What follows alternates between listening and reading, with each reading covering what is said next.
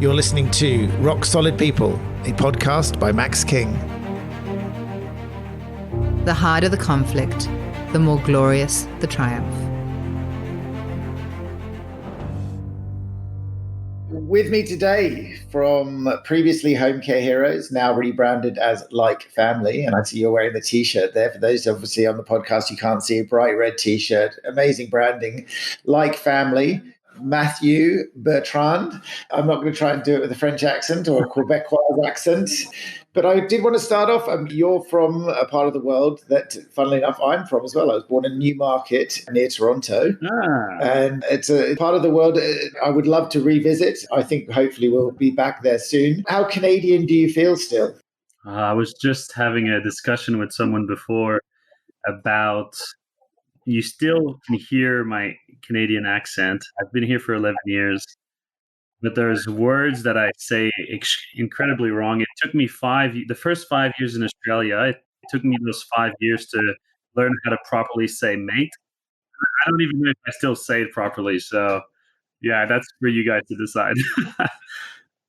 Well, look, I've been here for 20 years. I left Canada when I was 8 years old and moved to London in the UK. And I still struggle with a lot of the words that they have here. It's still a duvet for me. It's not a doona. I'm not sure that sunnies are done. But you ended up in Belgium studying. What took you to Belgium? How did it occur? Wow. And just back to your point, my wife is quick to correct me because she's Aussie. And if I say an Aussie slang wrong, she'll be quick to correct me. So I thank her for my language skills today. But yeah, look, Belgium was kind of a random thing. I used to play American football in Canada and at the college level. And when I graduated, there was an opportunity to study and play in Belgium. It was part of expanding the sport in Europe, and I took that opportunity. Funny enough, I met my wife, and she was on student exchange as well.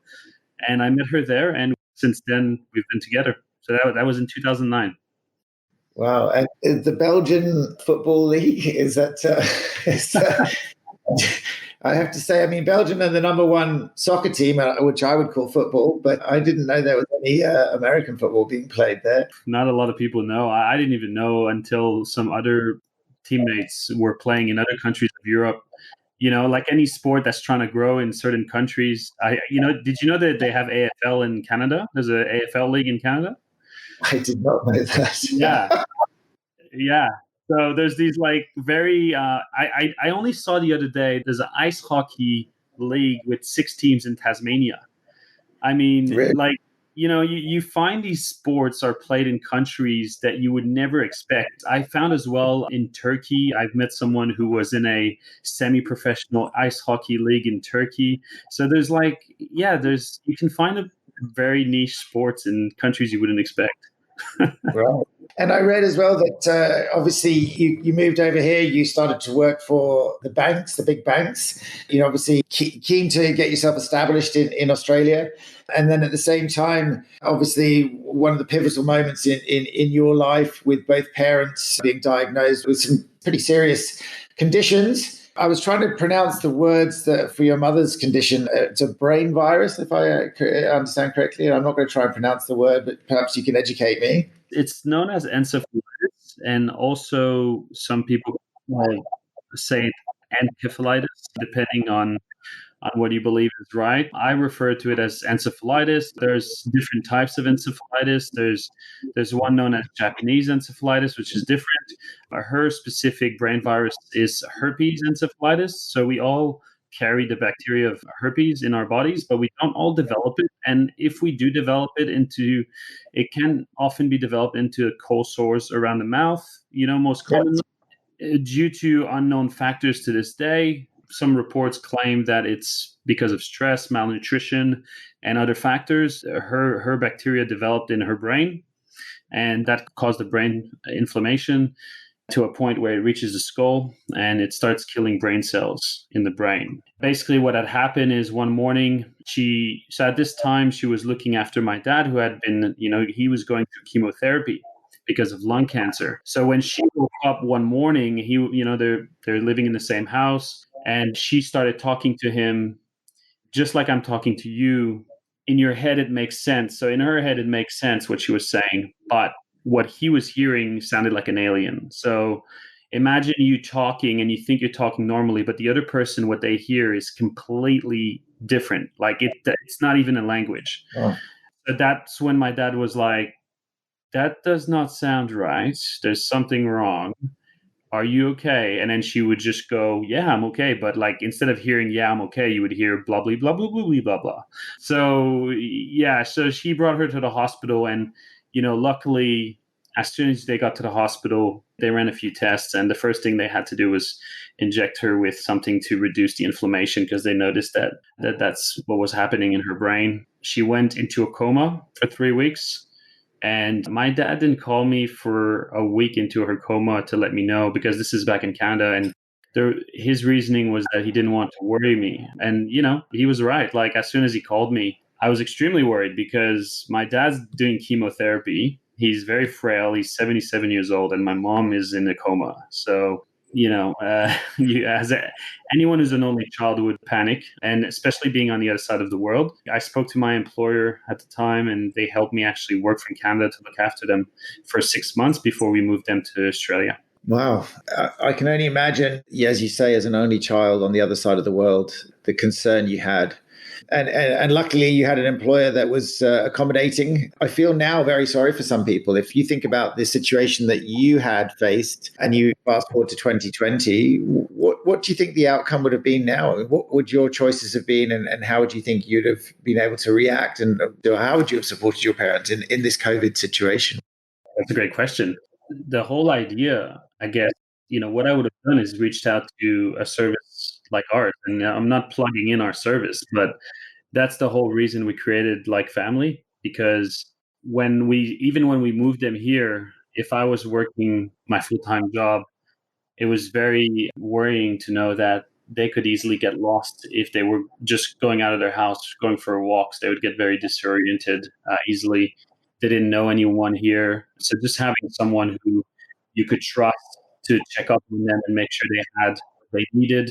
So if they were on the other side of the world in this COVID environment, having someone in Montreal that I can trust and I can check on my parents, make sure they have groceries, make sure they've got enough food, meal preparation, maybe even some life admin. Like even today, like I was talking to my mom's actually, again, it took about 4 years for her to recover and Okay, start being great. independent again. So the brain started repairing itself by purely doing community participation and stimulating its brain. The neurologist, when she was first admitted in hospital and she woke up from her coma, you wouldn't recognize her. She went from the rock of the family to someone who couldn't eat, talk, or walk for herself. So she needed support for all those things. So it was literally like starting over. And the neurologist said the best thing you could do is send her back home into her environment, get her stimulated, get the brain repairing itself. And we were very hesitant to do that because she was in a safe environment at the hospital. She was surrounded by support staff. So doing that was a bit of a worry, but when we did that, we saw significant improvements in her health and well-being. So she's been living independently now back in Canada for 2 years now. But I had a conversation with her 2 weeks ago, and her TV hasn't been working for months, like for 6 months, and I didn't know about it. I speak to her, 4 times a week. She just hadn't told me about it because she didn't want to worry me. So, having someone that could have checked up on her and see, like, because other than the TV, like, there's nothing much she does. She plays crosswords, which is really good for her and her brain, and she likes it. But I wish you could do other things as well. Like instead of just sitting there with the new local newspaper and playing crosswords, I wish you could do other stuff and maybe learn about FaceTime and learn about Skype, and WhatsApp. I send her pictures. My wife and I go through some things we want to share with my mom. She can't even use WhatsApp, so I always have to send pictures to her friends and on my family back home for them to show her. But if we had, someone like who felt like family, again, not trying to plug it in, you know, someone that could do that for us on a regular basis and teach her new skills, etc. That's what we're looking for. That's the biggest gap and problem for us. It's not, she doesn't need nursing or personal care at this time. She just needs some companionship. So, as far as I'm understanding, so you've created an amazing organization like Family, and I know you've said a couple of times you don't want to plug it, but we are here to talk about what it is that you've created because it's amazing. But I think that it's, and I didn't realize this when when I've done some research on you. So you've actually still living in a situation where your business, the solution that you've created, would be of benefit to your mum.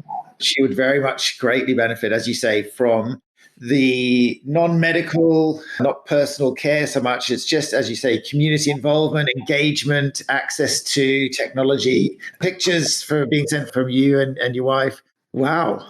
It's amazing to me that having created what you have done, and it's an amazing organization, and we'll come to that, but you're still living in this paradigm situation where the benefits to your mother that you've demonstrated by her engagement, the brain has recovered through that. You're seeing the demise of that and the struggles that she has with accessing community. It's a remarkable personal journey that you've been on. Yeah, and the vision is to expand globally so that, one day our services can actually help us personally, even though right now our services can't help her in Canada. Yeah. So let's just talk about. So you moved your mum and dad over to Sydney from Montreal. You were working full time. They needed to, as you say, just have some support to access the community. And you found that a struggle to find people that were interested in that role, or you found people, but there was no platform or engagement. Run us through the sort of early days. Yeah, early days. Wow. It's always great to talk about the early days and where we are now. Basically, we thought we did, both Jen and I had quite good jobs with really good employers. So at the time, looking after them was very stressful, but financially we managed, we were okay, still very expensive looking after two adults who are not Australian residents. So you do have to pay a higher premium for certain things like insurance. But yeah, so when we were working full time, it was really apparent that we weren't getting what I was constantly going to my employer asking them if I could have some days working from home. And this is back in 2006. No, it's 2000. Sorry, this is back in 2013. So working from home was a privilege. It wasn't just given. So yeah, working from home would allow me to look after my parents and provide them with what they need and go to the groceries, go to doctor appointments, do all those things. We had actually one of my best friends in Australia. His girlfriend at the time, now his wife, is from the United States. She moved here with him, and she kind of was working part-time, and we would tell her about our situation, and she would say, well, I've met your parents, we've spent Christmas together, why don't I do that, I help you guys out. And we didn't want to feel so. One of the things that we felt was that we experienced using volunteers, we experienced using support workers, but the biggest problem with volunteers is that with some of the tasks that we needed to do, it does require some level of, like, you really have to be on time. There's expectations, and we still need you to provide feedback. Like, it needs to be considered like work in a sense that it's really a service that fell right between like volunteerism and what is known as a support worker, a professional support worker, and she kind of, our friend, and I'm not making this story up. I always say this, but her name is Destiny. Okay, so because people think I make this story up, her name is Destiny, and she literally came to the rescue because she fell in that gap. She fell within that gap of person who is looking for casual work, doesn't have any qualifications in disability, but she can do the things we need her to do for my parents, and she can improve their well-being. And also the biggest thing was that my dad really liked her. He really enjoyed her company. And that was very rare for my dad to enjoy companies of someone who was helping him. Very proud person, as you can imagine. They had things in common. They both played musical instruments, and he was a former jazz musician, and so they had similarities that also helped with that bond and that company. And so she would go on Fridays and Saturdays and either take them to the beach Canadians love the beach because it's a luxury to go to the beach as a Canadian. So my parents were always there with her. She would help them with groceries. She would help them implement the exercises that the physiotherapist would design. So physiotherapists would design exercises, but Destiny would help him do them because otherwise we wouldn't. um, so it was a way of, no, I don't want to say manipulating, but it was a way to get my dad to do the things that were necessary for his health. And yeah, so that's when we were like, oh my God, okay, this is working. And we would pay Destiny because we really valued the service she was bringing. So then it became a reoccurring thing week on week. And Jen and I we saw an opportunity. So we both, while we were working corporate, we were also working on our own startup, which was something completely different in the fitness industry, more of like a couples training. It sounds really lame when I think about it today, but that was our first, that startup. We ended up shutting it down because it wasn't a problem that we were solving. What we were experiencing, what we're living today, is a problem that we're trying that can be solved. So Jenna was the first one to quit her job. She started working on the business model. I waited about, when she started creating the business model, implementing, we got, someone to design the website. And I followed 6 months later, quitting my job. Because of that, we had no work. We had 2 full-time people that were looking after, sorry. It meant that financially we had to move back to Jenna's parents' house. So we were staying at Jenna's parents' house in Sydney while looking after my parents and having no job. So it was massive, massive risk. I just remember how uncertain the future was because we had this business model that was not valid, wasn't validated. We had no idea if we had product market fit. And funny enough, we sort of persevered and took that risk. We did balance the financial risk with doing some.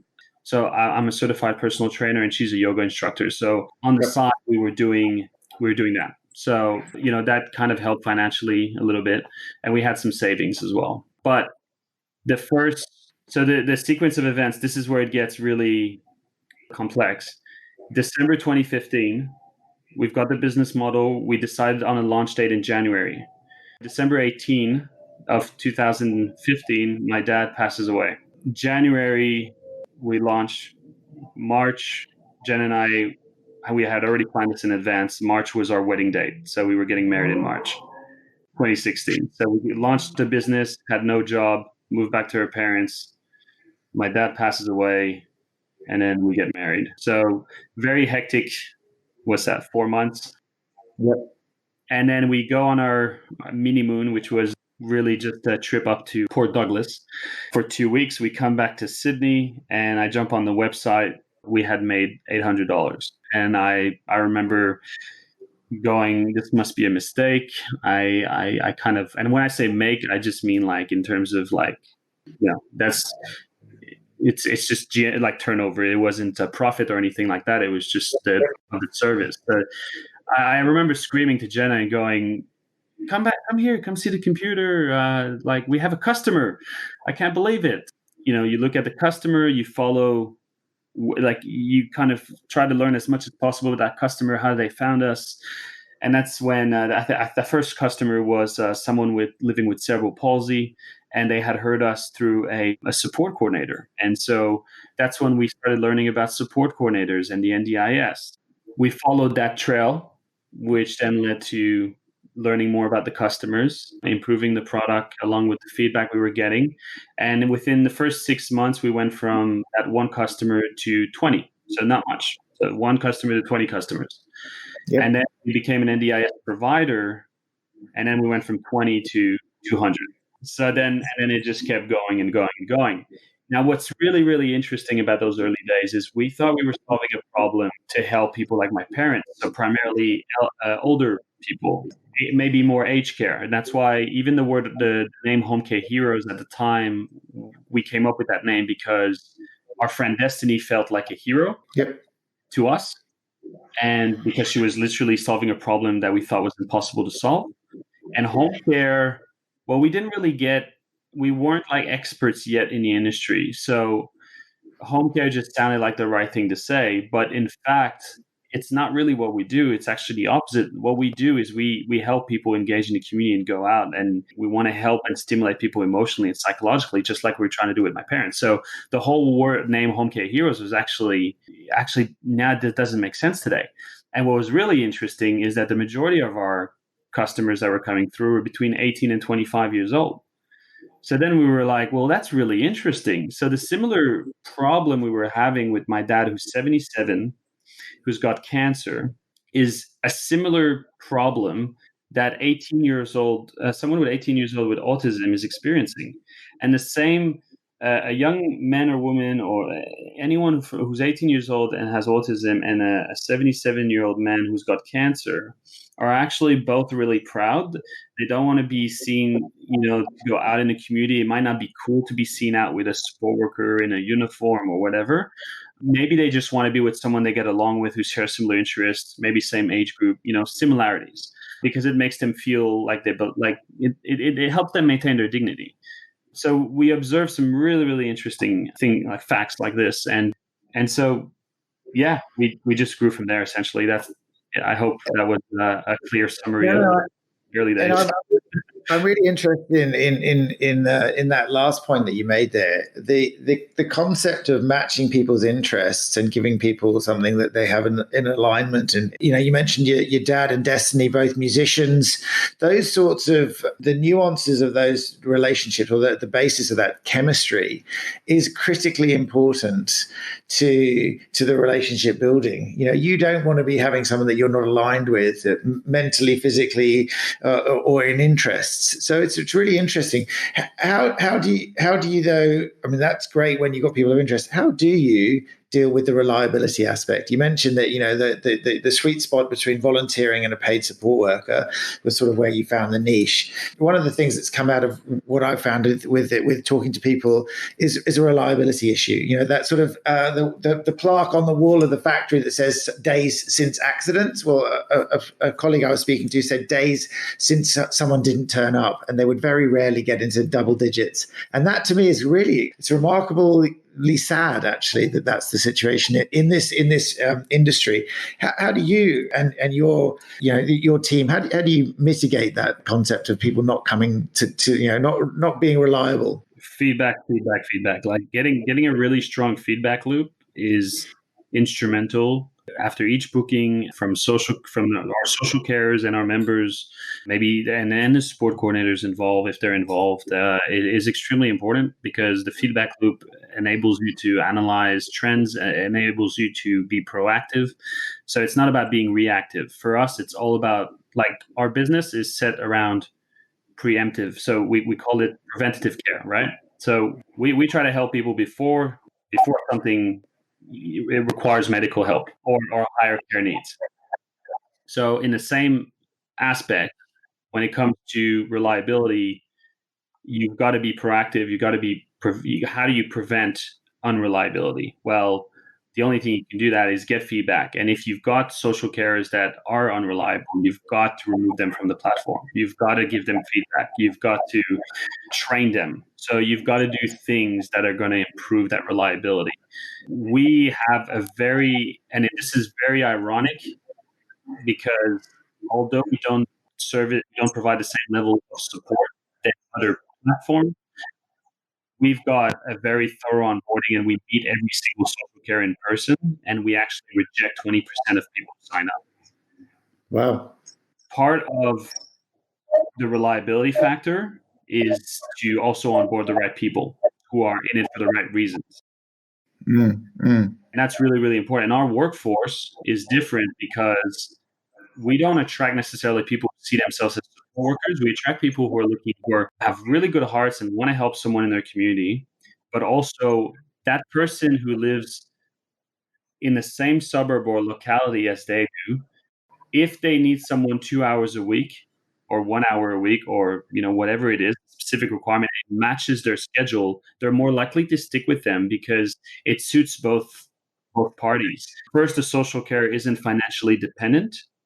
And so I think in this industry, unfortunately, from what I've seen, a big reason for unreliability is because some people are chasing better financial opportunities. And Mm, it mm, may not be, it's sorry if I'm being honest, but it's true. Like some people may not be in this industry for the right reasons, and it's very financially driven. And that's fine as well. But if you're changing customers just because you've got a better opportunity without having a proper handover for someone who needs help, then that's not very professional. So I think there's a lot of factors in this, but I think as a provider, what you can do is collect data, get feedback, and have a strategy to be proactive with that feedback. mm. And you mentioned earlier that obviously the intention is to go global. I've seen you're expanding now from originally the home base in Sydney. You've gone up to Newcastle, Central Coast, I think, as well, and now down to the Illawarra.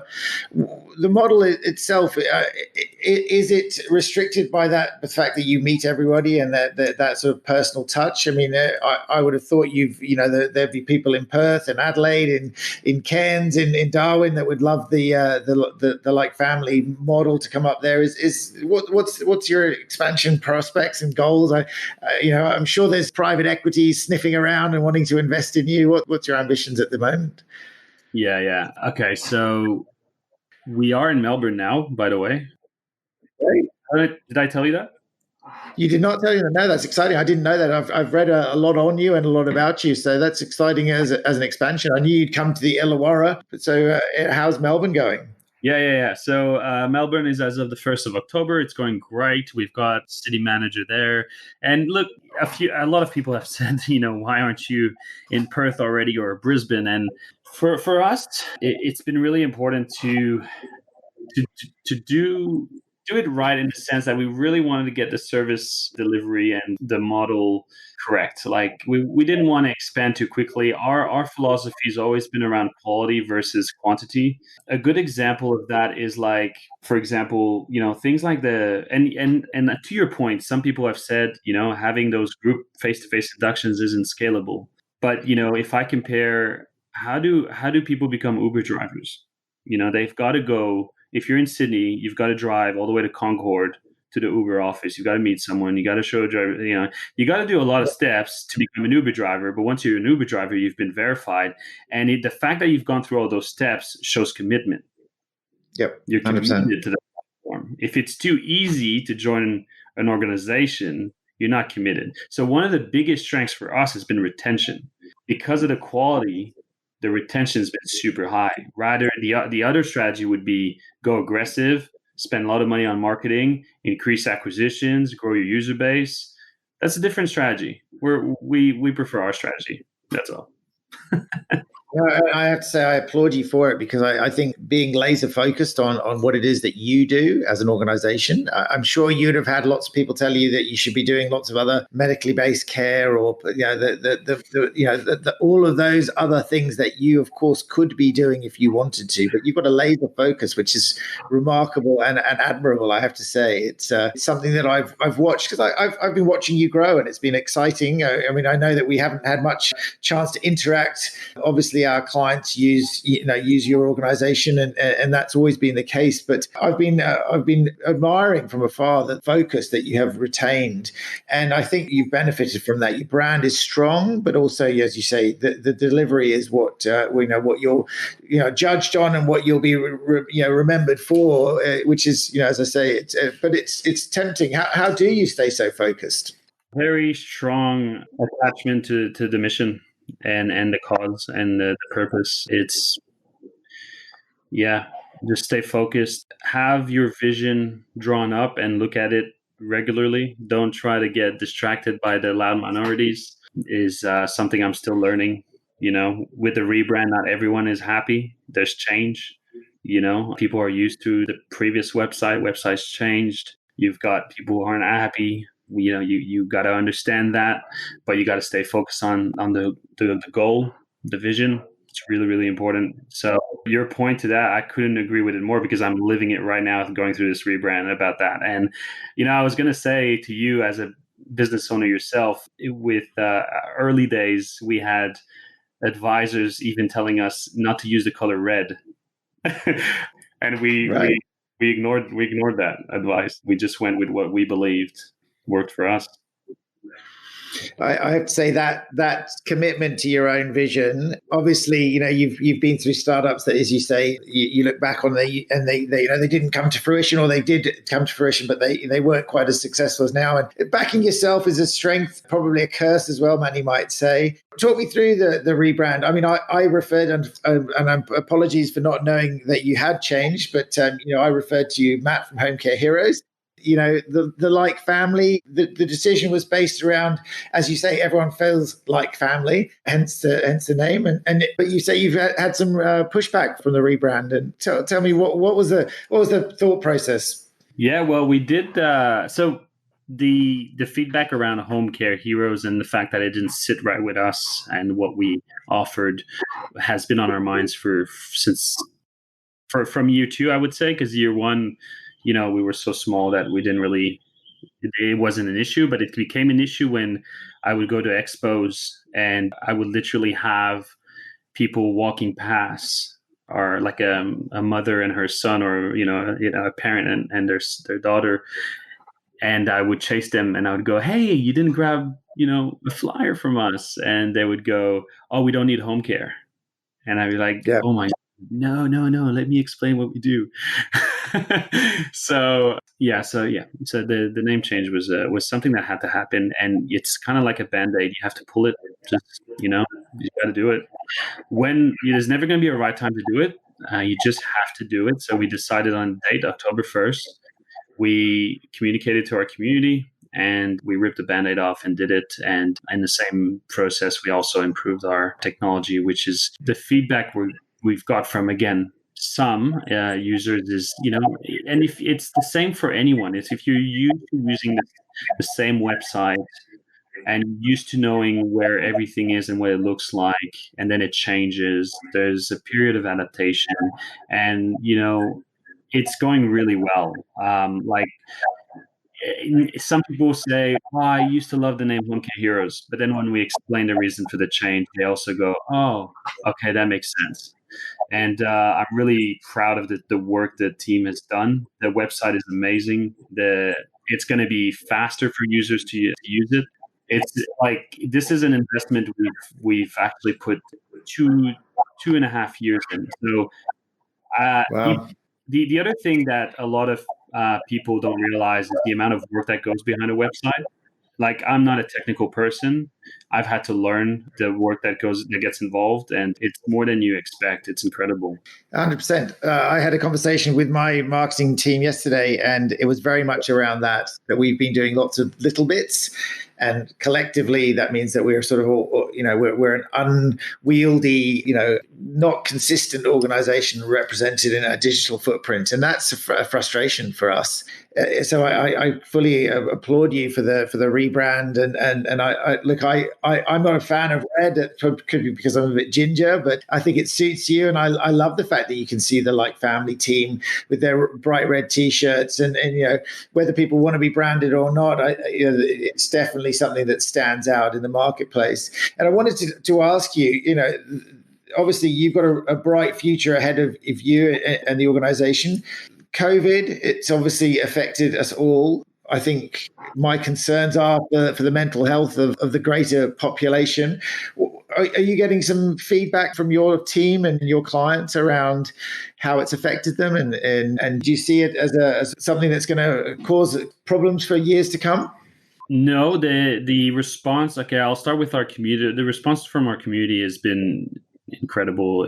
And I'll be more specific with that, in the sense that people have reached out and provided us with some ideas that we haven't thought about before. And so the resilience and the innovation that's coming out of COVID is the bright side. It's the optimistic side, that there is opportunities, and we have increased our backlog of things that we want to improve and we want to work on, and consider that COVID is just going to be part of our lives.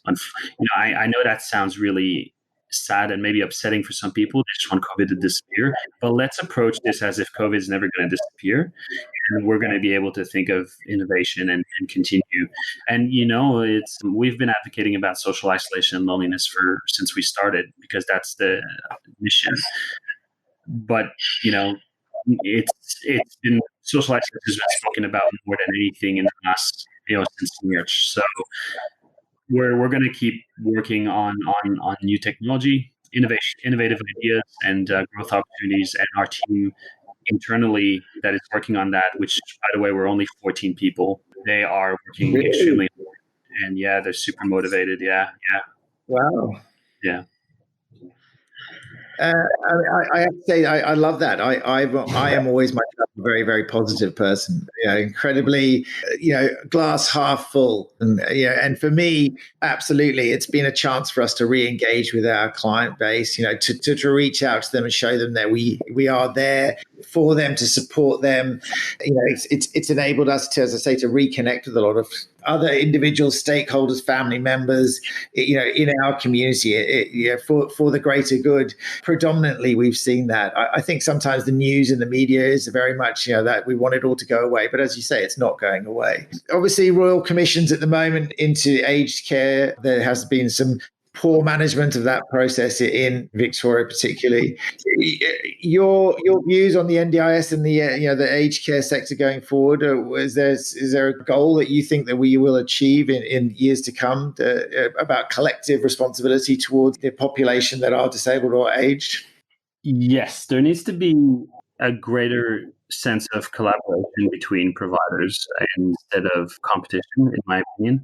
I believe that there's a lot of, I think the government is, what the government's done, like, to be honest, you've got to applaud it. Like, the NDIS is an absolute amazing, it's the most amazing thing. When you look at government schemes around the world, if you compare it to other countries, we've got to give it to our government. I'm extremely proud of that. I think we need to have, as service providers, more collaboration, more innovation, and there's a lot of, again, we talked about change before, and people getting used to a certain way things are done. We spoke about this at a level of rebranding, but I also think that at the level of how businesses operate, it's not always we used to work 30 years ago is not necessarily going to work today. You've got to be open-minded. I think providers need more now than ever to be focused on what they're good at. And together, collectively, we can help the people who need the help instead of trying to compete for clients. There's more, I think we're going to learn a lot. Again, we're still early stages. We're going to keep learning as the NDIS and consumer direct care and aged care continue to evolve. Home care packages continue to, that the legislations are improving. There's submitting inquiries and providing lobbying for certain aspects of aged care and NDIS, and that's just going to lead to more improvements. So I think overall we're heading in a great direction. I think it's really up to the people within the industry to. They also play a big role. It's not just the government that needs to do everything, if that makes sense. Yeah, it makes a lot of sense. And look, I have to say, when you reached out to me, I think I was in March when I was in Adelaide, I very much got the sense that you're open to that collaboration. I feel the same. I think, we all are here. There's opportunities for everybody to create that positivity and that positive change in the industry that we're working in. Collaboration, as you say, does need to continue. And I applaud you for that. You reached out to me and I reached out back to you when I wanted to have this chat to you, and you came straight back. I think more individuals like yourself that are continuing to behave like that and to demonstrate that they can be both successfully in business, but also open to whatever else may come their way is a fantastic. Look, I thank you very much for your time. I think it's been an amazing journey for you. Thank you for sharing it. Some very personal stuff you've shared with us. I applaud you for being resilient in those 4 months between your father's passing and your coming back to see the first bookings. It's always exciting, first bookings, and then watching you grow. I be in awe of you in the next few years, watching you continue that journey. And I'm very much hoping that global domination does come eventually to you, because I think that the service you do is amazing. Thanks, Max. Appreciate it, and love the work you guys do as well. That's awesome. All right. Thank you, Matt. This is Rock Solid People, a podcast about amazing individuals and their journeys and their stories. Stay tuned. We have some more exciting guests to come. Thank you, Matt from Like Family. Thank you, Max. Have a great weekend. You too. Thank you. I hope you've enjoyed listening to Rock Solid People. For more interviews, stay tuned.